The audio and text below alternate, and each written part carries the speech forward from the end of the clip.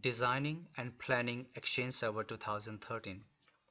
It is always important to make a proper design and a plan before to deploy any kind of server in the production area. My name is Harsh Changra, and in this particular video I'm going to focus on the very new product lineup within Exchange Server from Microsoft, that is Exchange Server 2013. In the first part, I'm going to talk about what's new in Exchange Server 2013 so that as an administrator or the beginners, you can actually compare the old features and the new features within the Exchange servers. In the next part, I'm going to talk about how you can design and a plan for the Exchange Server deployment for small, medium, or an enterprise organizations. In the last part, I'm going to talk about how you can deploy Exchange Server 2013 for the best practices and how you can use Exchange Server 2013, all the features for your own testing purpose. So guys, let's get started. SharePoint Server 2013 is one of the most anticipated product from Microsoft. Nowadays, every IT professional loves this product. Why? Because you can manage a lot of things within the same team site, where it is called collaborative team site, where all the people can see the information. And with the same way, Microsoft is always trying to make a better product. Now they come up with the SharePoint Server 2013, and they are going to introduce a lot of new features in SharePoint 2013, and actually they did. But before to get deep dive into the SharePoint Server 2013 new features, let me give you the brief idea that what is the SharePoint Server is all about. SharePoint Server actually is used to create the team websites. You can use these websites and you can put all the information, including the document and other sharing material, into one secure place. You can organize this thing, you can share with the external user, means outside of your organization. You can access this information almost from any place in the world, and of course on any device. What you just required a web browser and you are ready to go. The SharePoint server also introduces a new way to share your work and work with others. Of course, you can assign, you can organize the projects to your teammates, and of course, it will allow you to manage by a lot of people as well. You can set the permission, you can set this particular project can be handled by this person and something related to that. It is really one of the very high level product from Microsoft. Now let's talk about the SharePoint Server 2013 new features. Guys, as I mentioned before, Microsoft is keep trying to improve the customer experience and trying to provide them the rich experience of the product. So the developers and other engineers are continuously working to provide you that all the details. And that's what exactly they did in SharePoint Server 2013. Now SharePoint Server 2013 allows you to share, organize, discover, build, and manage all the sites and information. Now people can share the information with the external user, and now they can also assign the permission within the same. The features was also available in the older version of the SharePoint, but now it come up with a lot of changes. It improved the security as well, it improved the authentication as well, and of course you can assign the project and the document based on the organization or the people requirement. It is really one of the great server from Microsoft. So let's get into the detail, and I'm going to share with you that how you can design a SharePoint server for the best practices and how you can test all the features of the SharePoint Server 2013 within your test lab. SharePoint Server 2013 design and a plan. It is always important for SharePoint Server to design it properly because you need to manage a team site. If anything do not work properly, the users will be affected. the projects will be affected. Because SharePoint Server allows you to make a team site where the project information will be shared with the teammates. So I always recommend to make a design and a proper plan for the SharePoint Server as well. So for our best practices, guys, I make a design and make a proper plan as well for SharePoint Server. In my design, I have a company and the company name is O365 Partners. The location of my company is in Wuxi, China, and I have 25 number of employees in my organization. So I have to think accordingly, and I have to design the SharePoint Server 2013 according to that. So as you can see here in the picture, I create a small demonstration network for you all guys to better understand how you can make a best practice lab for SharePoint Server 2013. Right now I have a firewall here. The firewall will protect the information or the intruders from the internet to inside, and of course do not share any wrong information from inside to the outside. After that, I have a directory server. If you want redundancy, I strongly recommend you to make a secondary Active Directory server as well, which we called additional domain controller, which have a copy of DNS records and of course the directory information. If you want more security and if you want everything works flawlessly, I strongly recommend you to configure authentication servers for that. For example, if you want to deploy the authentication server, you have one which is called free server, is called Radius. If you want more high-level security and if you are using Cisco-based devices, I strongly recommend you to configure TACS Plus. If you still don't want to access TACS Plus, there are a lot of third-party access control servers are also available, and within the same Windows Server 2012 or Windows Server 2008, you can do the same. Now guys, let's talk about the audience. I'm already assuming that you are an experienced network administrator. You have a knowledge of Windows Server 2008 R2 or Windows Server 2012 as well. It seems like both of the operating system are almost the same, only the interface is different. The same way, you also need to know about Active Directory, certificate services, NAP, etc. And of course, for beginners, I'm going to explain everything in detail, so don't need to worry if you don't know anything about these all the things. When I do the practical, I'm going to explain how these things works step by step. So let's start and make a lab setup for SharePoint Server 2013 so that we can practice and deploy it properly. SharePoint Server 2013 lab setup. If you are trying to deploy SharePoint Server 2013 for the test lab and of course for your best practices, you need to make sure the settings will be proper and your deployment is good. I strongly recommend you to follow my instructions to make a flawless network for SharePoint Server. In the best practices lab setup, you require 2 operating systems at least. On the first Windows Server 2012 operating system, you need to install Active Directory and the DNS. Once you do it, you just need to make sure that if you require a redundancy directory services, you need to make an additional domain controller for that. If you don't want to do this, it is fine for right now for your test purpose. Once you finish with that, you need to go to the another server, and first of all you need to configure IP version 4 and IP version 6 as per your organization requirement.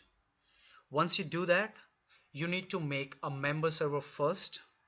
Once you finish with the member server, then we are ready to install all the prerequisites and configure the requirement for SharePoint Server 2013.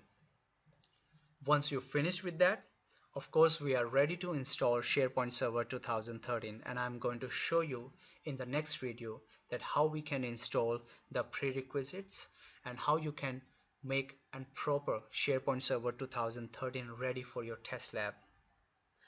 If you want more details about features and every other details, I strongly recommend you to follow these two different links which I shared with you in this presentation. And of course, for your own general purpose, if you still want to know the prerequisites or such requirement for SharePoint Server 2013 installation, make sure you follow the down below link for that, and from where you can download SharePoint Server as well, and it will also show you that what are the prerequisites required to install SharePoint Server 2013. In the first place, we need to configure Active Directory on a server.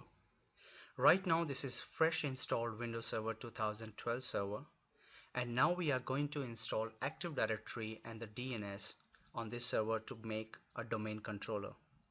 How we can do that? First of all, we need to make sure and change the computer name as per your convenience. I already changed it to DC. Once you change it, your computer name, you have to go to the IP address settings and make sure you configure the right option. Right now I have two connections. One is connected with internet and one is LAN. Right now I'm going to configure and change my IP address as per my own convenience. For this particular setup, I already choose IP version 4. And right now the IP address I give to this machine is 10.100.100.1. Just for your information, I do not use subnetting concept. I am just going to use the default subnet mask for that. Once you change your IP address, just click on OK. And once it is done, just need to go to the Server Manager option. In the Server Manager, we need to install the role for Active Directory, and then later we need to promote it to become a domain controller. How we can achieve this task? First of all, in the configure this local server, we need to go to add roles and features. After that, there is one wizard will be open, and here on the before you begin option, there are few information. If you want to read, you can read. If you don't, just click next. Once you click next, we need to choose role-based or feature-based installation. After click on next, it will show you this kind of option. Here it is just trying to show, right now you select a server from the server pool. Actually, Windows Server 2012 also allows you to configure domain controller and adding other roles and features on other servers as well. We will discuss about this later, but right now just choose the default option and just click next. Once you click next, here you need to choose the role. For Active Directory, we require Active Directory Domain Services role. Once you select that, a new window will pop up, and here it required some additional feature need to be installed. So just click on Add Features and let it install properly. After that, just click on Next. Do not change anything for right now. If you want or if you required any other feature need to be installed, you can select as per your requirement and then click Next. Once you click Next, here it will give you the brief introduction of Active Directory Domain Services role. If you want to read, it is good enough. If you don't, just click Next.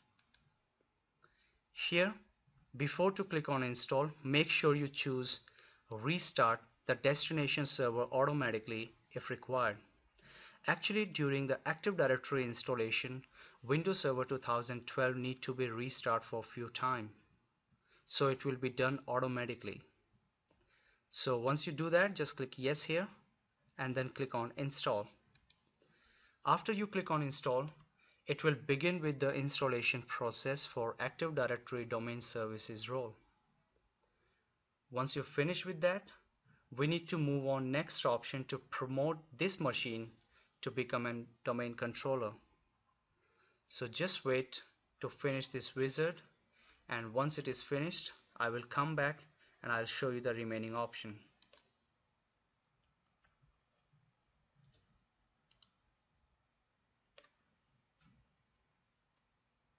after the installation finish right now, as you can see on the screen, just click on close. Once you click on close, here you can see you have ADDS option. Just click on ADDS option. Once you click on that, click on more here on the right side. Once you click on more, here it will ask you post deployment configuration, and here on this side it will show you promote this server to a domain controller. Make sure you click on this option. Once you click on this option, here it will begin with Active Directory installation process. In this process, first of all, we are trying to add a new domain controller in a new forest. So in the deployment operation, you need to choose add a new forest, and you can give a name here. For example, I'm going to use o365 lab.com or .local. Again, it is up to you. So once you give your root domain name here, just click next.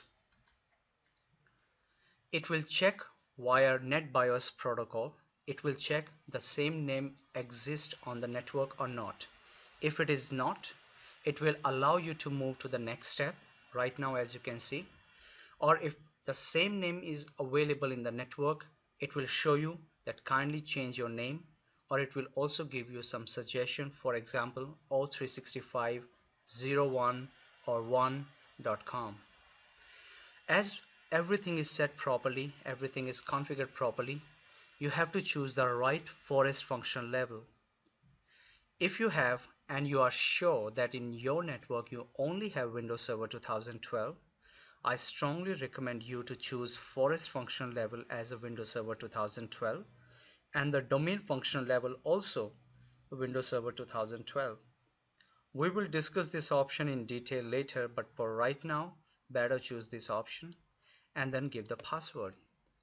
The password will be minimum 7 character, and make sure it is the combination of alphabets, numerics and symbol. As you can see right now, maybe my password is not correct, so it do not allow me to choose a better option, so I'm going to choose it next.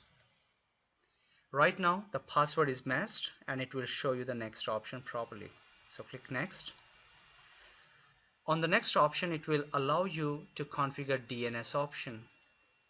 As I mentioned before, if you have a separate DNS server, you have to configure in the primary DNS server configuration and put the IP address in the IPv4 settings. But if you do not have, so just click here, show more. In the show more, just click OK. For the delegation for this DNS server cannot be created because the authoritative parent zone cannot be found. As we do not have any separate DNS server, I want this server should be react or behave like a DNS server. So once you click next, it will verify these settings using NetBIOS protocol, and once it is done, then it will share you the path where it will store the information of Active Directory, or in other sense you can say the database. So just wait to finish this part, and once it is finished, we will move to the next option. So as you can see, it is verified properly that this domain name is available. We can configure with this particular name. So just click next.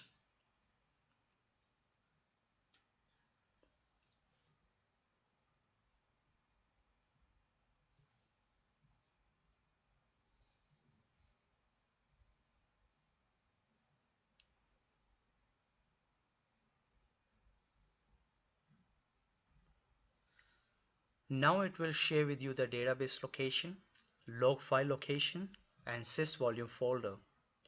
So everything is done and everything is good to go. So kindly do not change the location in a default test environment. So just click next. It will give you some review option that if you want to check what you just did, you can check it. And also it will allow you to save or show you the script that it will use for the Active Directory installation. If you can save this list as a PowerShell script, you can use it later, or you can change the settings as per your own requirement, and it will be easy for you to configure Active Directory on a server core. Server core is another kind of operating system within Windows Server 2012 which do not have GUI interface or graphical interface.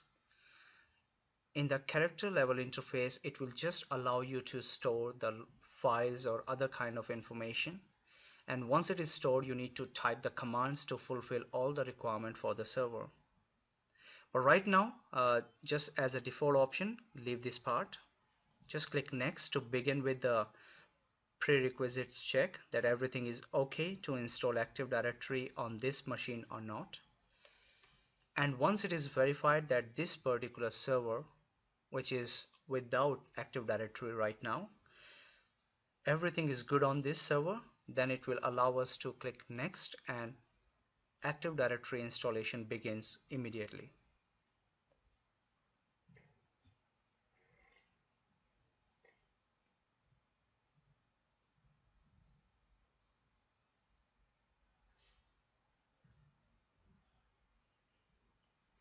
So right now the all prerequisite checks passed successfully. Now we can click on install to begin with Active Directory installation. So click on install. The Active Directory will start installing right away. And just want to share with you guys, once the Active Directory will be finished, it will ask you to restart, or maybe it will do it automatically as we choose the option before. So once the machine restarts, after that your Active Directory is installed properly and you are ready to move to the next option. After installation of Active Directory, we need to move on the next step, that is creating and configure member server, so that we can install SharePoint Server, Exchange Server and Link Server on that. But before to begin with the installation and configuration of member server, we need to verify few things on Active Directory server. So first of all, we need to verify the domain name and computer name is configured properly and everything is set properly. As you can see on my computer name, the name is DC. Full computer name, which is called FQDN, is dc.o365lab.com, and my domain name is o365lab.com. So everything is perfect on this server. The next thing we need to check is about IP address. As I mentioned before, I configured DNS on the same server, so you need to verify this setting properly on Active Directory server. For that you need to go to Internet Protocol version 4, click Properties, and here you have to make sure the preferred DNS server should be 10.100.100.1, the same the IP address like you have on Active Directory server. Is because I do not have separated DNS server. I configured this server as an Active Directory server as well as DNS server. Because once you install and restart your machine after Active Directory installation, it will turn into 127.0.0.1. So you have to make sure, because later on we have to use this preferred DNS server IP address for the configuration of member server. So once you verify this, click OK, close here, and close the IP address settings. Now just for the final verification, we need to go to the server manager and we need to make sure we have installed two different roles. One is ADDS.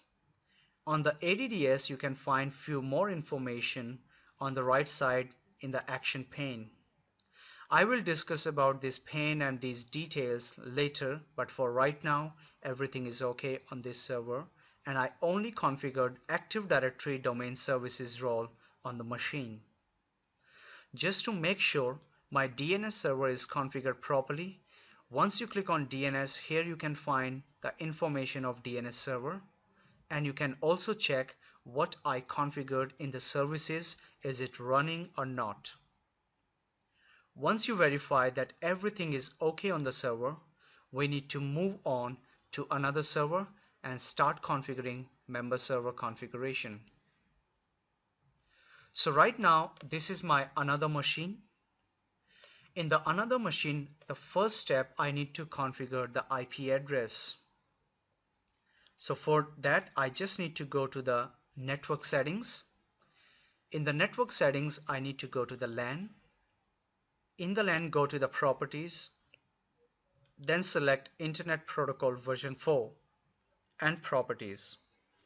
So first thing, you need to make sure in the preferred DNS server you have to give the IP address of the DNS server, or indirectly you can say the IP address of Active Directory, because right now I configured Active Directory and DNS server on the same machine, so you can give only one IP address. But in your organization, if you have separated DNS server, so in the preferred DNS server you have to give the IP address of the DNS, and if you have any other alternate DNS server as well, you can give it here. If you have multiple DNS server in your own network or in your own environment, you can click on Advanced, go to DNS, and you can add multiple DNS addresses here in this screen. So just after verification that I configure preferred DNS server properly, just click OK, close, close. After that, we need to go to the server info option within the settings. Click on server info. In the server info, I just want to share with you right now my computer name is X1, which resembles Exchange Server 1. With the same setting, you have to configure SharePoint and link server as well. The settings are absolutely same, only you just need to change the computer name here. So click on change settings, then go to change, and here to make a member server you need to go to the domain option and type the domain information, or you can say that the name of the domain. So I already configure o365lab.com. Once you type your domain name here, just click OK. It will ask you the username and the password, or in other sense, credentials. Make sure you type the right credentials. Right now I am using administrator, the by default user who have all the permission to make any changes in the server. But this is a test environment. This is fine with me. But if you are in real environment, the best practice is to make a separate user and to assign permission accordingly. Like if you want to assign a user to install and change the roles, you have to add that particular group into the user member configuration. So right now I'm going to go with the default setting. I'm not going to make any changes here. Just click OK. Once you click OK, if my credential is perfect, it will show you this screen. Welcome to o365lab.com domain. Click OK, OK, close, and it will ask you to restart the server. So after restart, you are able to, or you configured your member server properly. Now you are ready to begin with the installation and check the prerequisite for Exchange Server, SharePoint Server, and Link Server. So I click here, restart now.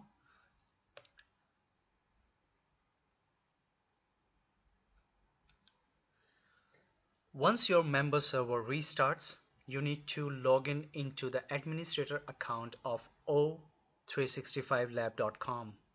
How you can do that? Because guys, by default, as you can see on the screen, it will allow you to log in with EX1 administrator, which is the local one. But make sure if you want to install SharePoint server, Link server, and Exchange server, you have to log in as an administrator account of o365lab.com domain. How you can achieve that? So click here on the back option, then select other users. In the other user, by default it will show you the o365 lab.